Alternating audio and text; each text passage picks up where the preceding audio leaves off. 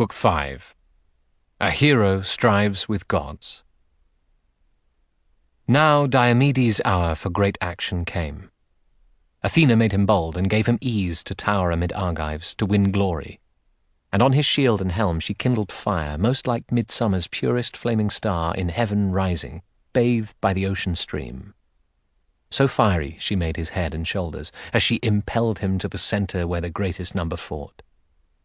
A certain Dares, a noble man among the Trojans, rich and a votary of Hephaestus, had 2 sons, well trained in warfare, Phegeus and Idaeus. These 2 the Achaean faced as they came forward upon their car. On foot he braced to meet them. As the range narrowed, Phegeus aimed and cast his long spear first.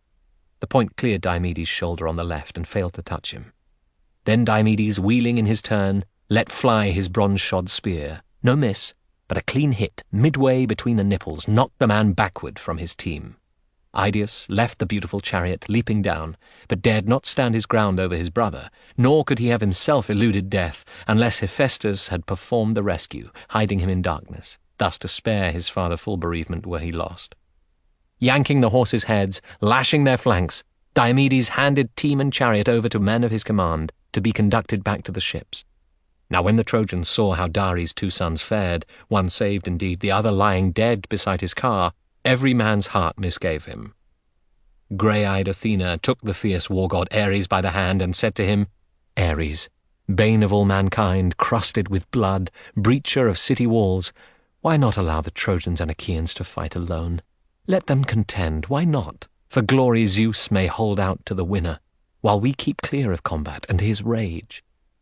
Even as she spoke, she led him from the battle, and sat him down upon Scamander's side. Now Danaans forced back the Trojan lines, and every captain killed his man. First the Lord Marshal Agamemnon struck from his car Odius, a tall warrior, chief of the Halizones. He had turned, signalling a retreat, when Agamemnon's point went through him from the rear, between the shoulders, driving through his chest. And down he crashed with clang of arms upon him. Idomeneus then killed the son of Boros, Phaestus, who came from good farmland at Tani. As this man rose upon his car, Idomeneus drove through his right shoulder, tumbling him out of the chariot, and numbing darkness shrouded him as the Cretans took his gear. Scamandrius, hunter-son of Strophius, fell before Menelaus' point. Scamandrius, expert at hunting, Artemis herself had taught him to bring down all kinds of game bred in the forests on wild hills. But she, who fills the air with arrows, helped him not at all this time, nor did his own good shooting. No, as he ran before the Achaean's lance, Menelaus caught him with a lunging thrust between the shoulder blades, drove through his ribs, and down he fell, head first, his armour clanging. Meanwhile Meriones killed Phereclos, son of Harmonides, a man who knew all manner of building art and handicraft, for Pallas Athena loved him well. This man had even built Alexandrus those ships, vessels of evil, fatal to the Trojans, and now to him who had not guessed heaven's will. Running behind and overtaking him, Meriones hit his buttock on the right and pierced his bladder, missing the pelvic bone. He fell, moaning, upon his hands and knees, and death shrouded him. Then Meges killed Pedaius, bastard son of Lord Antenor, a son whom Lady Theano had cherished equally with her own to please her husband. Meges Phileides, the master spearman, closing with him, hit his nape. The point clove through his tongue's root and against his teeth. Biting cold bronze, he fell into the dust. Eurypylos Euaimonides brought down Hypsenor, son of noble Dolopion, priest of Scamander in the old time, honoured by country folk as though he were a god. As this man fled, Eurypylos leapt after him with drawn sword, on the run, and struck his shoulder, cutting away one heavy arm. In blood the arm dropped, and death surging on his eyes took him. Hard destiny. So toiled the Achaeans in that rough charge. But as for Diomedes, you could not tell if he were with Achaeans or Trojans, for he coursed along the plain most like an April torrent fed by snow, a river in flood that sweeps away his bank. No piled-up dike will hold him, no revetment shielding the bloom of orchard land. This river, suddenly at crest when heaven pours down the rain of Zeus. Many a yeoman's field of beautiful grain is ravished. Even so, before Diomedes were the crowded ranks of Trojans broken, many as they were, and none could hold him. Now when Pandarus looked over at him, saw him sweep the field, he bent his bow of horn at Diomedes and shot him as he charged, hitting his cuirass in the right shoulder joint. The winging arrow stuck, undeflected, spattering blood on bronze. Pandarus gave a great shout. "Close up, Trojans! Come on, charioteers! The Achaean champion is hit! Hit hard! I swear my arrow shot will bring him down soon, if indeed it was Apollo who cheered me on my way from Lycia." Triumphantly he shouted, but his arrow failed to bring Diomedes down. Retiring upon his chariot and team, he stood, and said to Sthenelus, the son of Aeneas, "Quick, Sthenelus, old friend, jump down and pull this jabbing arrow from my shoulder." Sthenelus vaulted down and pressed against him, drew the slim arrow shaft clear of his wound, with spurts of blood that stained his knitted shirt. And now at last Diomedes of the war-cry prayed aloud, "Oh, hear me, daughter of Zeus, who bears the storm cloud, tireless one, Athena. If ever you stood near my father and helped him in a hot fight, befriend me now as well. Let me destroy that man. Bring me in range of him who hit me by surprise and glories in it. He swears I shall be blind to sunlight soon." So ran his prayer, and Pallas Athena heard him. Nimbleness in the legs, sure feet and hands she gave him, standing near him, saying swiftly, "Courage, Diomedes, press the fight against the Trojans. Fury like your father's I've put into your heart, his never quailed. Tydeus, master shieldsman, master of horses, I've cleared away the mist that blurred your eyes a moment ago, so you may see before you clearly and distinguish God from man. If any god should put you to the test upon this field, be sure you are not the man to dare immortal gods in combat. None, that is, except the goddess Aphrodite. If ever she should join the fight, then wound her with your keen bronze." At this, grey-eyed Athena left him, and once more he made his way into the line. If he had burned before to fight with Trojans, now indeed bloodlust 3 times as furious took hold of him. Think of a lion that some shepherd wounds but lightly as he leaps into a fold. The man who roused his might cannot repel him, but dives into his shelter while his flocks abandoned are all driven wild. In heaps huddled they are to lie, torn carcasses, before the escaping lion at one bound surmounts the palisade. So, lion-like, Diomedes plunged on Trojans. First he killed Astynous and a captain Hyperon, one with a spear thrust in the upper chest, the other by a stroke of his great sword, chopping his collarbone at the round joint to sever his whole shoulder from his body. These he left, and met Polyeidos and Abas, Eurydamas' sons, the father being an old interpreter of dreams. He read no dreams for these two going to war. Diomedes killed and stripped them.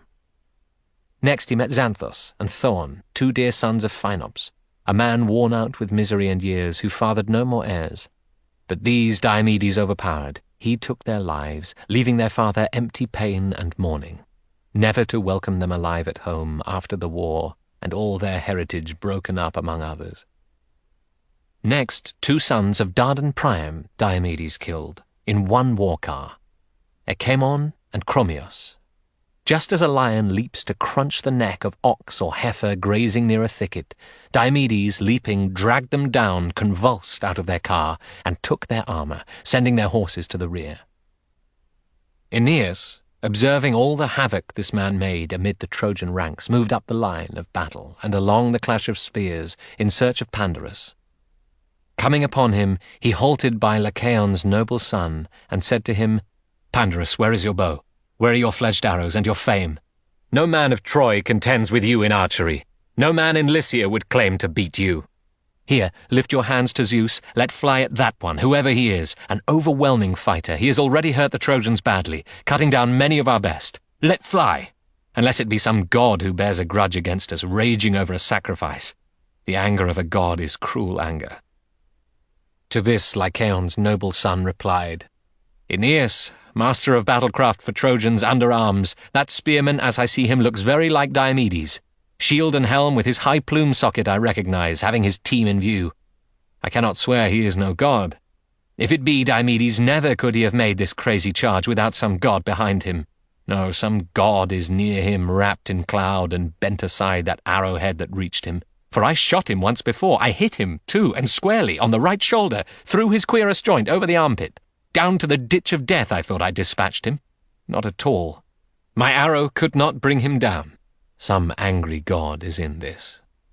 Teams and chariots I lack, or I could ride. In father's manor there are 11 war cars newly built and outfitted, with housings on them all, and every chariot has a team nearby that stands there champing barley meal. God knows how many things Lycaon had to tell me in the great hall before I left. He said that I could drive a team, a chariot, and so command the Trojan men-at-arms in combat. How much better if I had.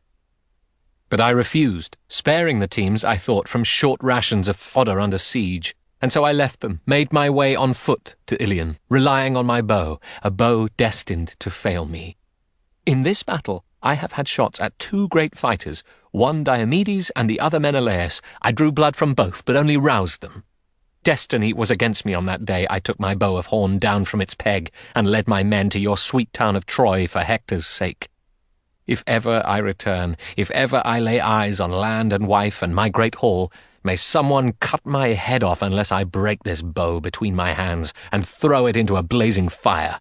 It goes everywhere with me useless. Aeneas said, Better not talk so. Till we act, he wins. We 2 can drive my car against this man and take him on with sword and spear. Mount my chariot, and you'll see how fast these horses of the line of Tros can run.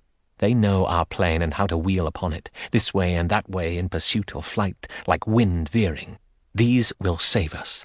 Take us Troyward if again Zeus should confer the upper hand and glory on Diomedes. Come, take the whip and reins, and let me mount to fight him from the car, or you yourself may face the man, and let me mind the horses. Lycaon's noble son replied, Aeneas, manage the reins yourself and guide the team. They'll draw the rounded war car with more ease, knowing the driver. If we must give ground to Diomedes this time, God forbid they panic, missing your voice, and balk at pulling out when Diomedes makes his leap on us. God forbid he kill the 2 of us and make a prize of these. No, you yourself handle your car and team. I'll take him on with my good spear when he attacks. So both agreed, and rode the painted car toward Diomedes. Sthenelus, the son of Capaneus, caught sight of them, and turned at once to Diomedes, saying, Friend of my heart and soul, I see 2 spearmen who would have your blood. A pair of big men bearing down on you. One's Pandarus the bowman, by repute his father was Lycaon, and the other, Aeneas, claims Anchises as his father. His mother is Aphrodite. Up with you. We'll move back somewhat in our chariot. Now is no moment for another charge, or you may lose your life. But Diomedes glanced at him, scowling. No more talk, he said, of turning tail. You cannot make me see it.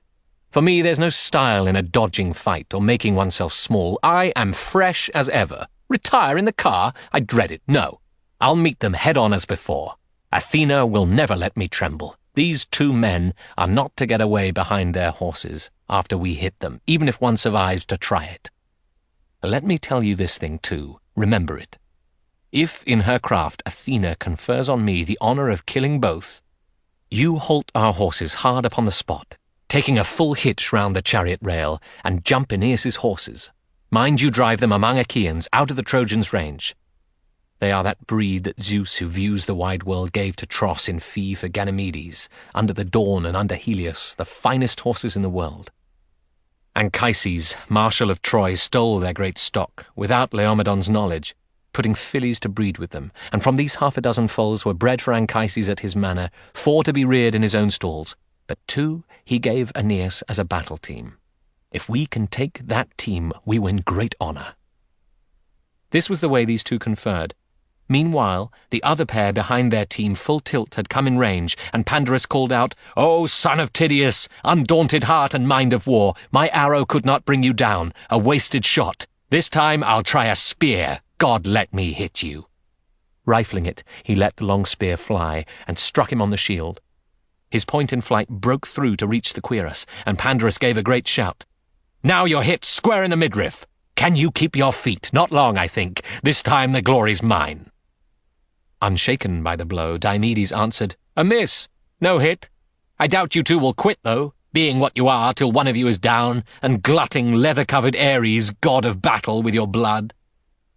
At this he made his cast, his weapon being guided by Athena, to cleave Pandarus's nose beside the eye and shatter his white teeth. His tongue the brazen spearhead severed, tip from root, then ploughing on came out beneath his chin. He toppled from the car, and all his armor clanged on him shimmering. The horses quivered and shied away. But life and spirit ebbed from the broken man, and he lay still. With shield and spear, Aeneas, now on foot, in dread to see the Achaeans drag the dead man, came and bestrode him, like a lion at bay.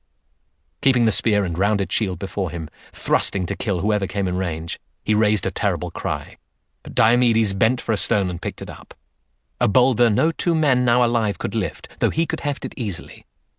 This mass he hurled, and struck Aeneas on the hip, just where the hip bone shifts in what they call the bone cup, crushing this joint with two adjacent tendons under the skin ripped off by the rough stone. Now the great Trojan, fallen on his knees, put all his weight on one strong hand, and leaned against the earth.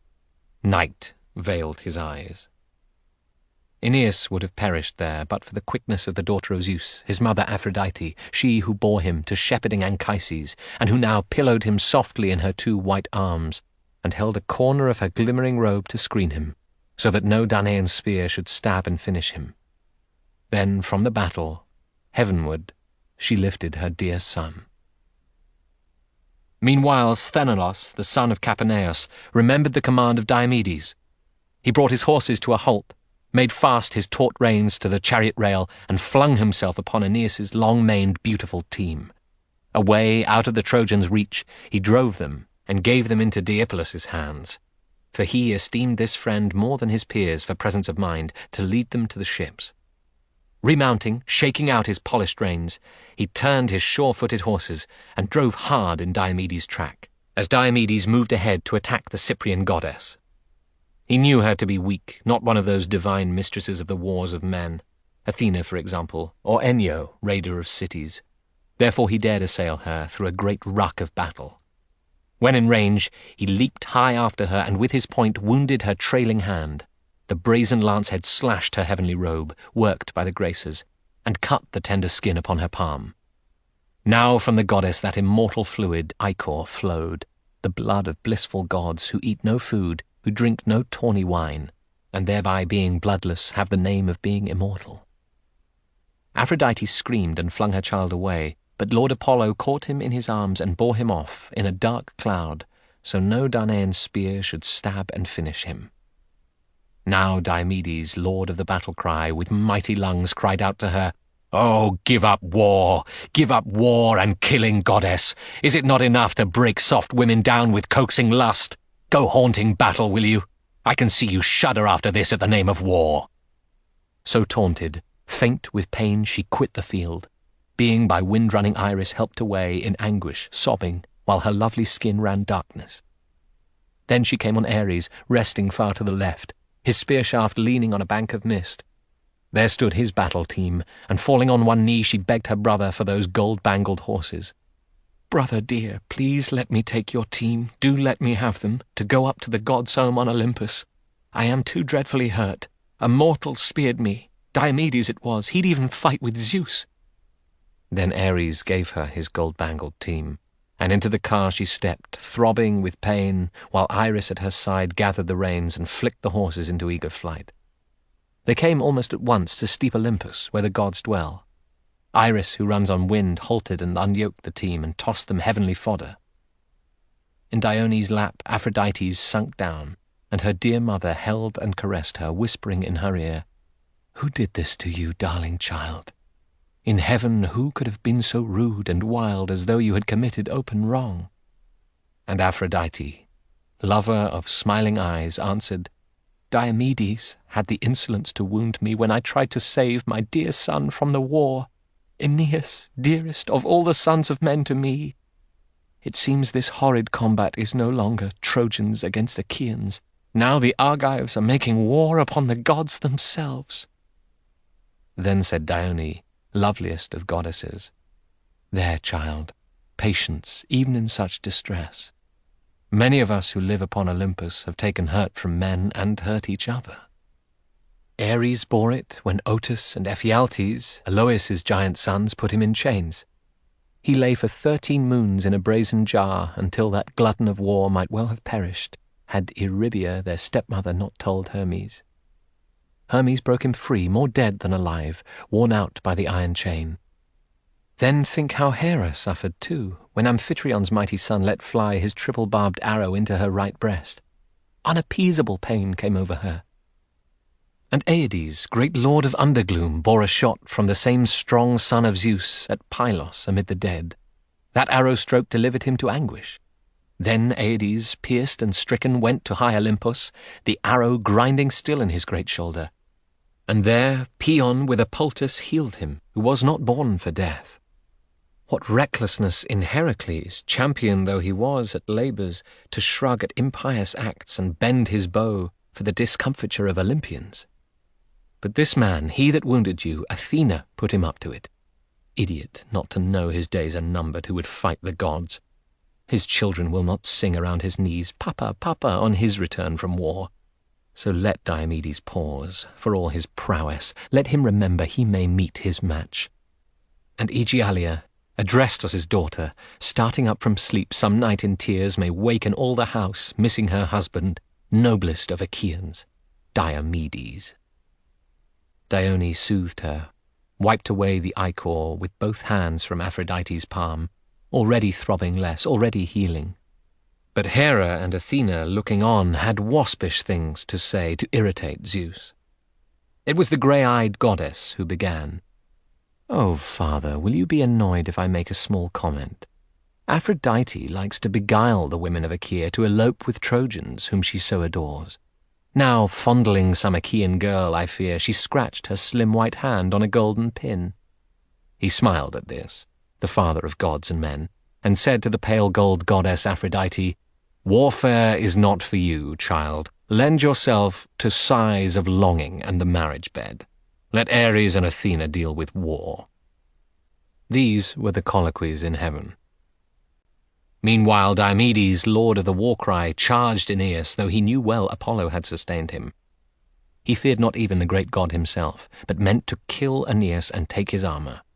3 times he made his killing thrust. 3 times the lord Apollo buffeted his shield, throwing him back. Beside himself again he sprang a 4th time, but the archer-god raised a blood-curdling cry. "Look out! Give way! Enough of this craze to vie with gods! Our kind, immortals of the open sky, will never be like yours, earth-faring men." Diomedes backed away a step or 2 before Apollo's terrible anger, and the god caught up Aeneas and set him down on Troy's high citadel of Pergamos, where his own shrine was built. There, in that noble room, Leto and Artemis tended the man and honoured him. Meanwhile, Apollo made a figure of illusion, Aeneas's double, armed as he was armed. And round this phantom, Trojans and Achaeans cut one another's chest-protecting oxide shields with hanging shield flaps.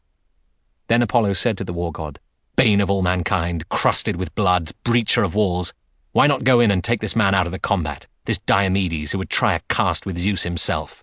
First he attempted Cypris and cut her lovely hand, then, like a fury, came at me." Apollo turned away to rest in Pergamos upon the height, while baleful Ares, through the ranks of Trojans, made his way to stiffen them. He seemed Acamas, a good runner, chief of Thracians, appealing to the sons of Priam. "Princes, heirs of Priam in the line of Zeus, how long will the Achaeans have your leave to kill your people? Up to the city gates? Lying in dust out there is one of us, whom we admire as we do Lord Hector, Aeneas, noble Anchises' son. Come, we can save him from the trampling rout." He made them burn at this. And then Sarpedon, in his turn, growled at Hector. "What of you, Hector? Where is your courage gone? Defend the city, will you, without troops, without allies, you and your next of kin, brothers-in-law and brothers? In the combat, I neither see nor hear of them, like dogs making themselves scarce around a lion. We do the fighting, we who are allies here, as I am, and a long journey I made of it, from Lycia and Xanthos' eddying river far away, where I left wife and child, with property a needy man would dream of. Here all the same I am, sending my Lycians forward, and going in to fight myself. Though I have no least stake in Troy, no booty for Achaeans to carry off, while you stand like a sheep. You have not even called on the rest to hold their ground, to fight for their own wives. Will you be netted, caught, like helpless game your enemies can feast on? They will be pillaging your city soon. Here is your duty, night and day. Press every captain of your foreign troops to keep his place in battle and fight off the blame and bitterness of your defeat."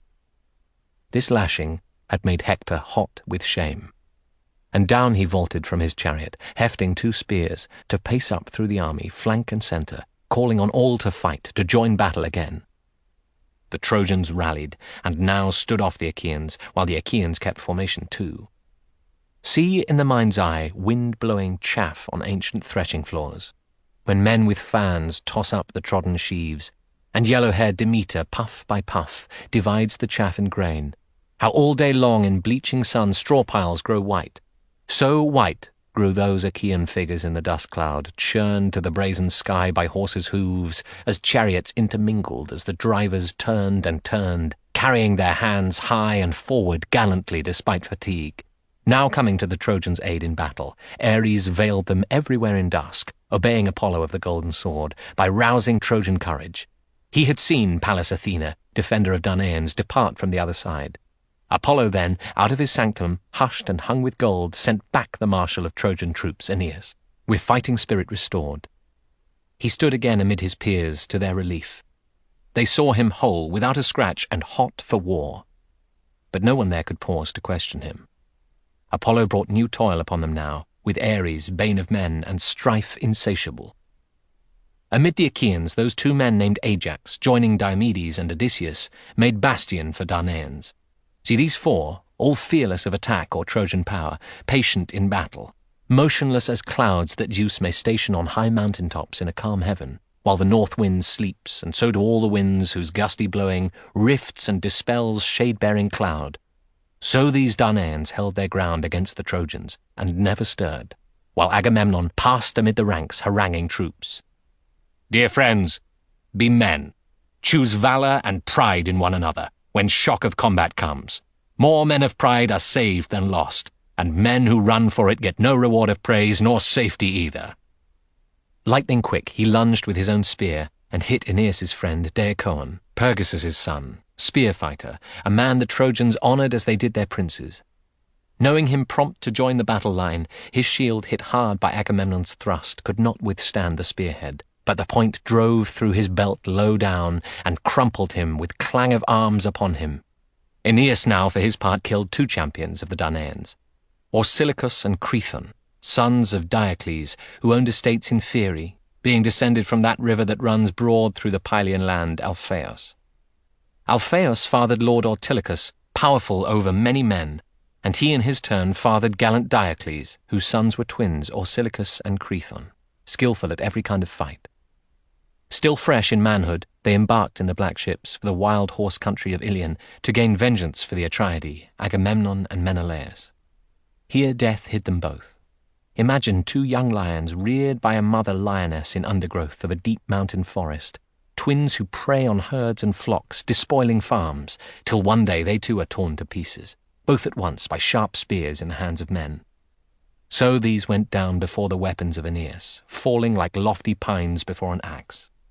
Pitying the two men fallen, Menelaus came up, formidable in glittering bronze, with menacing spear, for Ares urged him on to see him conquered at Aeneas' hands. But Nestor's watchful son Antilochus advanced to join him, anxious for his captain, fearing his loss and failure of their cause. The two champions, with weapons tilted up, had faced each other, when Antilochus moved in, shoulder to shoulder with Menelaus. And agile fighter though he was, Aeneas shunned the combat, measuring this pair. On his retreat they pulled away the dead, unlucky twins, and passed them to the rear, then turned again to battle.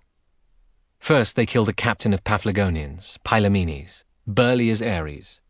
Menelaus it was who hit him with a spear thrust, pierced him through, just at the collarbone. Antilochus knocked out his driver, Antimnius' noble son called Mydon.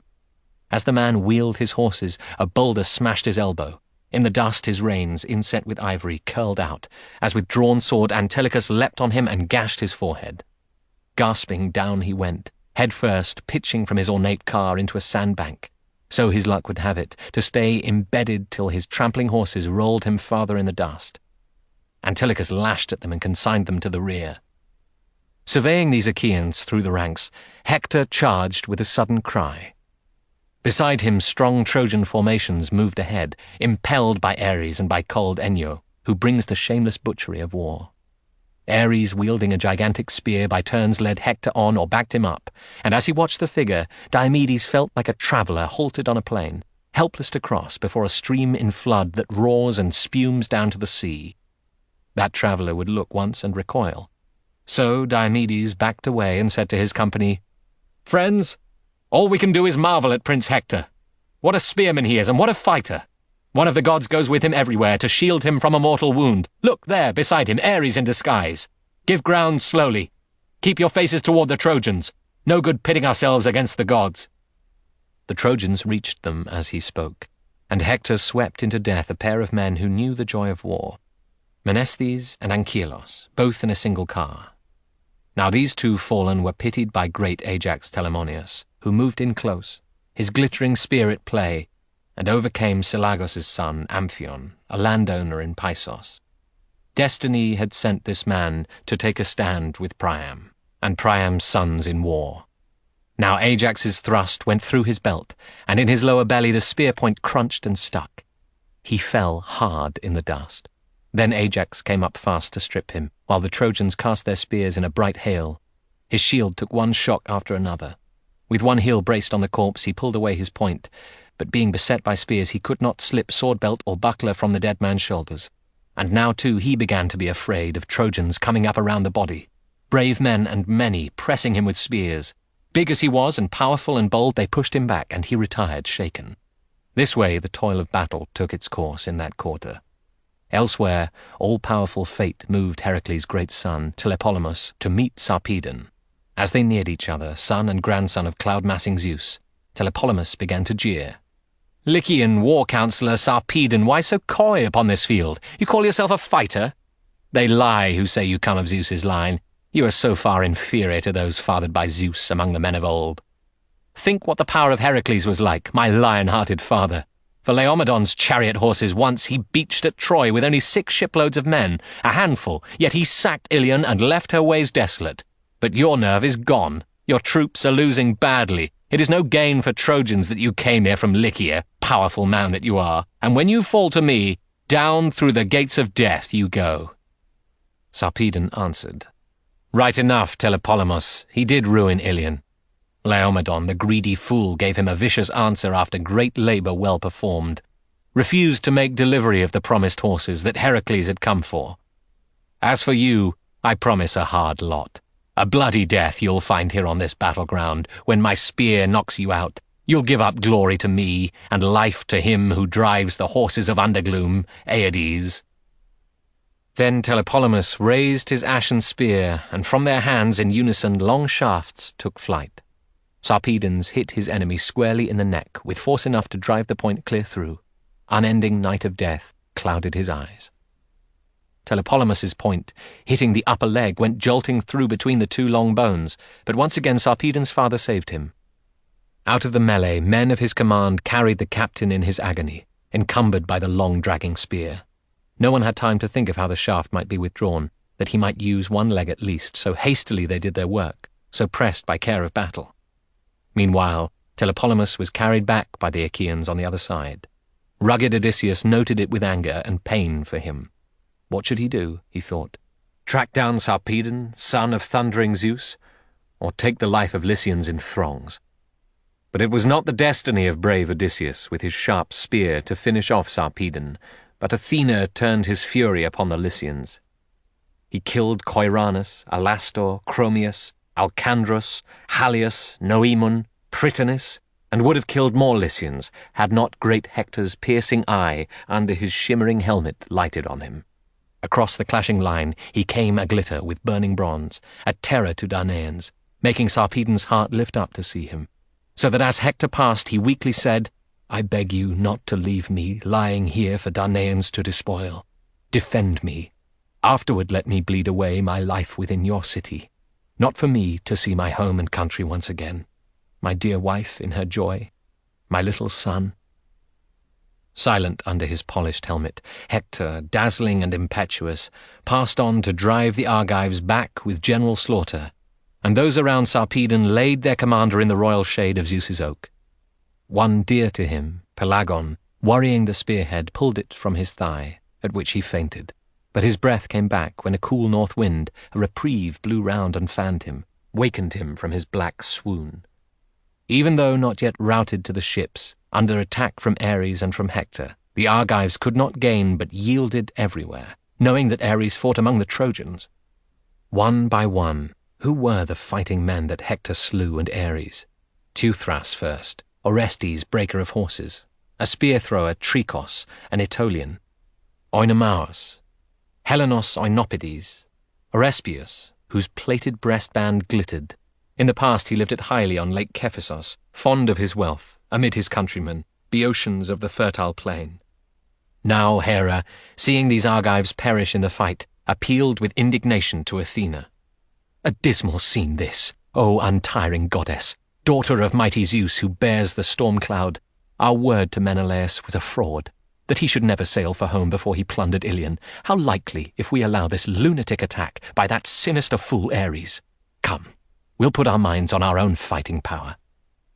Grey-eyed Athena listened and agreed, and Hera, eldest daughter of old Cronos, harnessed her team, all golden fringes. Hebe fitted upon her chariot left and right the brazen wheels with 8 shin bones or spokes around the iron axle tree.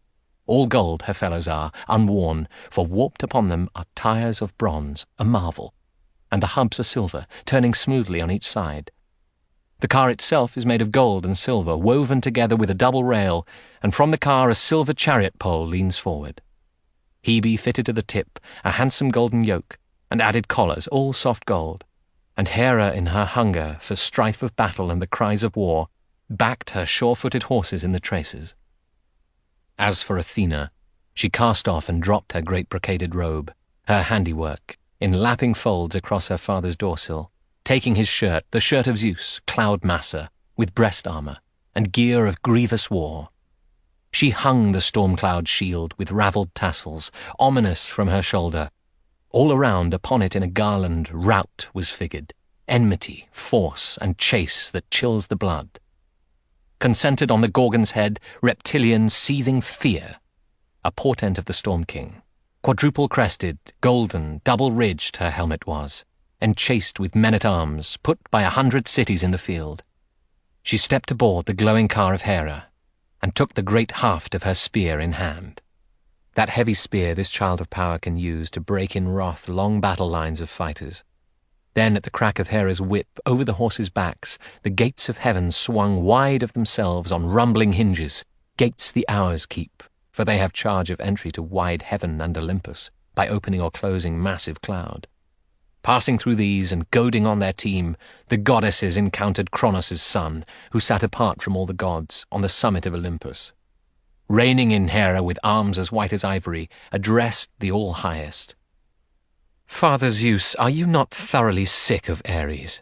All those brutal acts of his. How great, how brave the body of Achaeans he destroyed so wantonly. He has made me grieve, while Cyprus and Apollo take their pleasure, egging on that dunce who knows no decency. Father, you cannot, can you, be annoyed if I chastise and chase him from the field? Then Zeus, who gathers cloud, replied, Go after him. Athena, hope of soldiers, is the one to match with him. She has a wondrous way of bringing him to grief. At this permission, Hera cracked her whip again. Her team went racing between starry heaven and earth, as much dim distance as a man perceives from a high lookout over wine-dark sea, these horses neighing in the upper air can take at a bound. Upon the Trojan plain, where the 2 rivers run, Scamander flowing to confluence with Simius, Hera halted, to let her horses graze.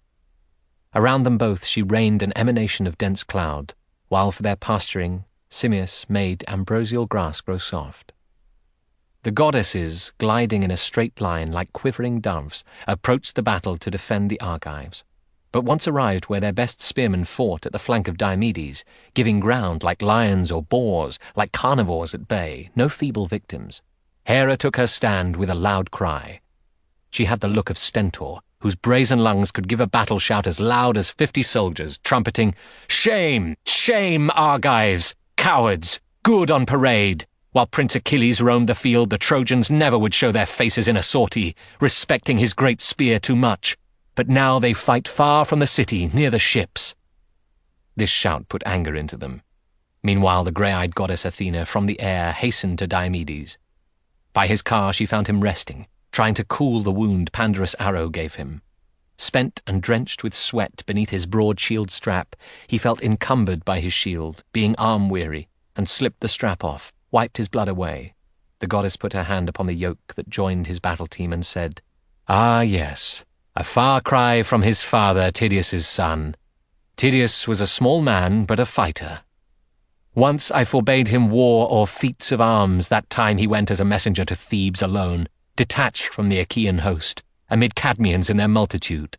Bidden to dine at ease in their great hall, combative as he always was, he challenged the young Cadmeans, and he had no trouble pinning them all. I took his part so well. But you now, here I stand with you, by heaven protect you, care for you, tell you to fight, but you are either sluggish in the legs from battle weariness or hollow-hearted somehow with fear. You are not, after all, the son of Tydeus or Aeneas." Proud Diomedes answered her, "I know you, goddess, daughter of Zeus who bears the storm cloud. With all respect I can explain and will. No fear is in me and no weariness. I simply bear in mind your own commands. You did expressly say I should not face the blissful gods in fight, that is unless Aphrodite came in. One might feel free to wound her anyway. So you commanded, and therefore I am giving ground myself, and ordering all the Argives to retire shoulder to shoulder here, because I know the master of battle over there is Ares." The grey-eyed goddess answered, "Diomedes, dear to my heart, no matter what I said, you are excused from it. You must not shrink from Ares or from any other god while I am with you. Whip your team toward Ares. Hit him hand to hand. Defer no longer to this maniacal god, by nature evil, two-faced everywhere. Not 1 hour ago I heard him grunt his word to Hera and myself to fight on the Argive side. Now he forgets all that and joins the Trojans." Even as she spoke, she elbowed Sthenelus aside and threw him, but gave him a quick hand up from the ground, while she herself, impetuous for war, mounted with Diomedes. At her step, the oaken axle groaned, having to bear goddess and hero. Formidable Athena caught up the whip and reins and drove the horses hard and straight at Ares. Brute that he was, just at that point he had begun despoiling a giant of a man, the Aetolians' best, Periphas, brilliant son of Ochesius. The blood-stained god had downed him, but Athena, making herself invisible to Ares, put on the helm of the Lord of Undergloom. Then Ares saw Diomedes, whirled, and left Periphas lying where he fell. Straight onward, for Diomedes lunged the ruffian god. When they arrived in range of one another, Ares, breasting his adversary's horses, rifled his spear over the yoke and reins with murderous aim. Athena, grey-eyed goddess, with one hand caught and deflected it, and sent it bounding harmless from the car. Now Diomedes put his weight behind his own bronze-headed spear. Pallas Athena rammed it at Ares' belted waist so hard she put a gash in his fair flesh, and pulled the spearhead out again. Then brazen Ares howled to heaven, terrible to hear as roaring from 10,000 men in battle when long battalions clash. A pang of fear ran through the hearts of Trojans and Achaeans, deafened by insatiable Ares' roar. Like a black vapor from a thunderhead riding aloft on storm wind brewed by heat, so brazen Ares looked to Diomedes as he rose heavenward amid the clouds. High on Olympus, crag of the immortals, he came to rest by the Lord Zeus. Aching, mortified, he showed his bleeding wound, and querulously addressed him. "Father Zeus, how do you take this insubordination? What frightful things we bear from one another doing good turns to men, and I must say we all hold it against you. You conceived a daughter with no prudence, a destroyer, given to violence. We other gods obey you, as submissive as you please, while she goes unreproved. Never a word, a gesture of correction comes from you, only begetter of the insolent child. She is the one who urged Diomedes on to mad attempts on the immortals. First he closed with Cypris, cut her palm, and now he hurled himself against me like a fury. It was my speed that got me off, or I should still be there in pain among the dead, the foul dead, or undone by further strokes of cutting bronze." But Zeus, who masses cloud, regarded him with frowning brows and said, "Do not come whining here, you two-faced brute, most hateful to me of all the Olympians. Combat and brawling are your element. This beastly, incorrigible truculence comes from your mother, Hera, whom I keep, but barely in my power. Say what I will. You came to grief, I think, at her command. Still, I will not have you suffer longer. I fathered you, after all. Your mother bore you as a son to me. If you had been conceived by any other and born so insolent, then long ago your place would have been far below the gods." With this, he told Paeon to attend him, and sprinkling anodyne upon his wound, Paeon undertook to treat and heal him, who was not born for death. As wild fig sap, when dripped in liquid milk, will curdle it, as quickly as you stir it in, so quickly Paeon healed impetuous Ares' wound. Then Hebe bathed him, mantled him afresh, and down he sat beside Lord Zeus, glowing again in splendor. And soon again to Zeus's home retired Argive Hera, Boeotian Athena, who made the bane of mankind quit the slaughter.